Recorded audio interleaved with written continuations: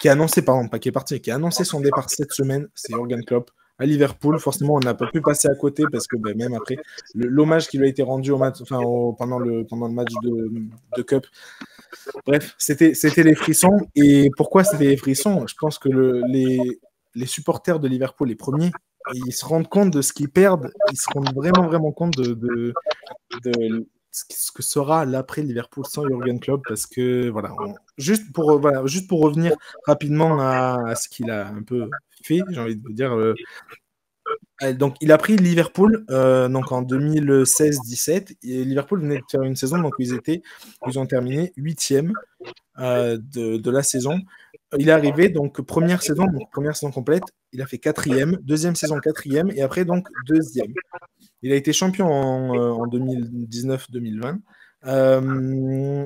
Mais au-delà de tout, c'est surtout la moyenne de points qui est assez dingue. Donc la moyenne de points sur les 10 saisons, sur les 6 saisons, pardon, avant Jürgen Klopp, c'était 63 points.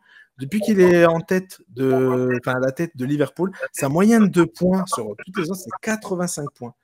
Donc c'est assez, le glow-up est assez monstrueux et ça montre aussi un peu à quel point la Première Ligue, mine de rien, voilà, pour être champion ces dernières années, il faut marquer énormément de points. D'ailleurs, autre petite stat assez dingue que j'ai trouvée. Est-ce que donc vous savez que Fergie, donc Alex Ferguson, n'a jamais dépassé en Première Ligue les 91 points sur une saison? Il n'a jamais dépassé les 91 points et il a 13 titres. Il a été titré 13 fois avec donc Manchester United. Il a remporté 13 Premières Ligues. Jürgen Klopp, donc il a fait 3 saisons, donc une saison à 99 points, une saison à 97 points, une saison à 92 points. Il a un seul titre de champion d'Angleterre. Et j'ai trouvé cette stat, encore une fois, très très folle, qui montre bien à quel point c'est difficile de gagner en Première Ligue depuis qu'il y a le Manchester City de Guardiola, mais pas que, parce qu'il n'y a pas eu que champion, mais en ce moment, c'est très très compliqué.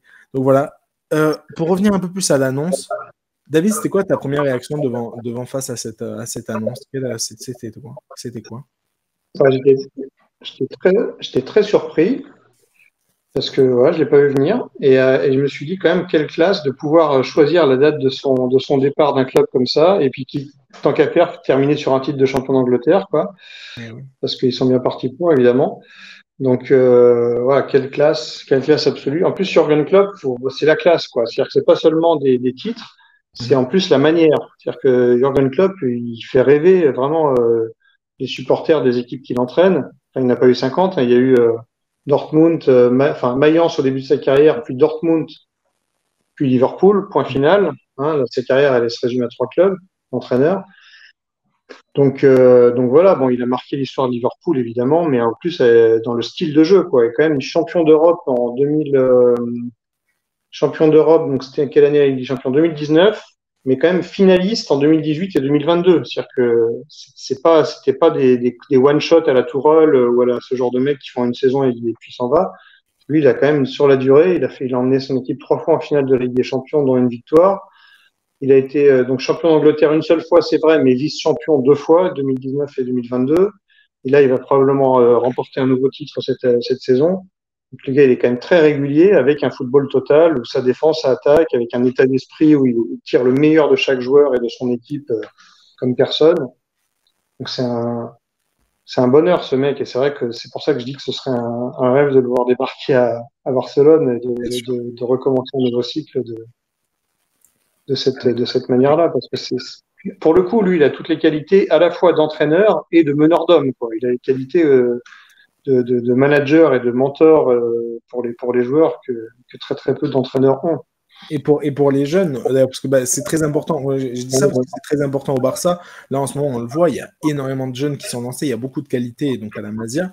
Et les joueurs qu'il a lancés à Liverpool, c'est dingue aussi. Il fait partie de ces entraîneurs qui n'a pas du tout peur de lancer des jeunes joueurs et qui prend, encore une fois, ces jeunes joueurs pour, comme un vrai mentor. Tu l'as très bien dit, David. Je te pose la question à toi, Greg. Encore une fois, je vais essayer de faire vite parce qu'on est quand même un peu en retard. On a beaucoup parlé de Xavi, de la CAN, etc. Tu le verrais où, toi, Jürgen Klopp là, encore une fois, on n'a pas beaucoup parlé d'années sabbatiques, etc. Toi, tu le vois où encore une fois, peut-être pas forcément l'année prochaine, parce que peut-être que vraiment il a besoin de respirer, il a besoin de prendre une vraie pause du foot. Mais où est-ce que tu le verrais, toi, dans un futur Je trouve que, comme a dit David, au Barça, ce serait très excitant, vraiment, hyper intéressant. Mais moi, maintenant, ouais, je ne sais pas pourquoi, je pense qu'il est amené à reprendre la sélection, tout simplement. Alors, pas pour avoir une fin de carrière en tant qu'entraîneur, mais peut-être voilà, une petite aventure en sélection. L'Allemagne, franchement, ne met plus un pied devant l'autre. On la reconnaît plus. Pourtant, il y a des bons jeunes, hein, il y a des bons joueurs. Leroy Sané, Jamal Musiala, mais bon, ils n'y arrivent pas. Il y a vraiment beaucoup de problèmes. Donc, je pense qu'il est là. Il peut remettre de l'ordre là-dedans. Et puis après, il ira non. Ailleurs, il y a juste une décla qu'il a fait où il a expliqué que si jamais un jour, enfin, qu'il ne reviendrait plus en Angleterre pour entraîner autre que Liverpool, quoi. Voilà. C'est-à-dire qu'il n'entraînera jamais City, United ou quoi. Donc déjà, la porte, entre guillemets, est fermée pour l'Angleterre. Après, il reviendra peut-être un jour à Liverpool, je ne sais pas, mais en tout cas, pour l'Angleterre, c'est fini. Voilà. Mais moi, je pense que la sélection, je ne sais pas, je pense que je le verrai bien en sélection. La sélection qui a un énorme potentiel et qui a besoin d'un vrai entraîneur pour se remonter, effectivement, je suis d'accord avec toi. C'est ça. Et après, s'il revient plus en Angleterre, donc il a fait l'Allemagne, donc il a été quand même champion d'Allemagne 2 fois dans un championnat où il y a un certain Bayern de Munich à battre chaque saison. Et donc il va probablement terminer sa carrière en Angleterre par 2 titres aussi dans un championnat où il y a un Manchester City à battre chaque saison. Donc chapeau. S'il y a un autre championnat à découvrir, donc l'Espagne, on en a parlé, ça pourrait être le Barça. Et pourquoi pas je vais faire un peu de football fiction. Hein, si Luis Enrique se fait sortir par la Real Sociedad en 8e, il va y avoir le PSG à reprendre. Hein. Donc là, ça pourrait être une autre folie de lui donner le PSG, pourquoi pas. Là, on rentre. Ou pourquoi pas la succession, je sais pas moi, de Massimiliano Allegri à la Juve ou quelque chose comme ça, quoi. Même si je suis pas sûr que son jeu soit vraiment adapté à l'Italie, mais bon, on sait jamais. Hein. En tout cas, voilà, l'équipe qui héritera de Jürgen Klopp, en tout cas, sera sacrément chanceuse et pourra le garder très, très, très longtemps parce que voilà, c'est quelqu'un de.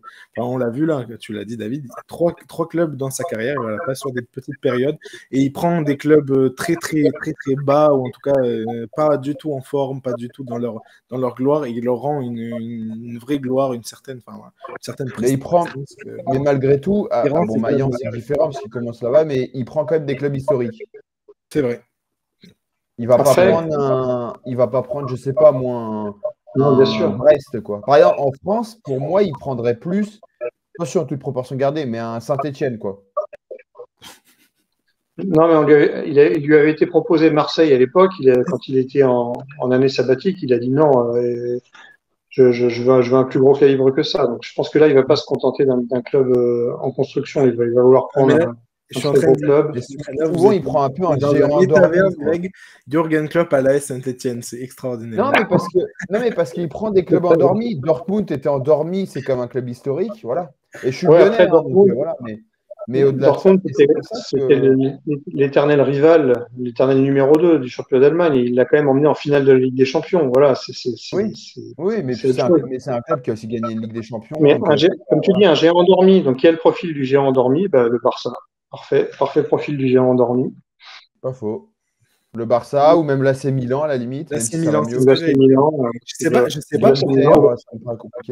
pourquoi. Greg, je sais pas pourquoi, mais tu as sorti la Juve et je me suis dit, mais ce serait fou de le voir à l'AC Milan. Je sais pas pourquoi. Là, comme ça m'est venu, mais tu vois, d'un coup, et je me suis dit, ça semblait presque comme une évidence. C'est très bizarre, mais ça a presque semblé comme une évidence. Bon, on verra. L'avenir nous le dira, en tout cas, par où l'avenir de Jürgen Klopp passera.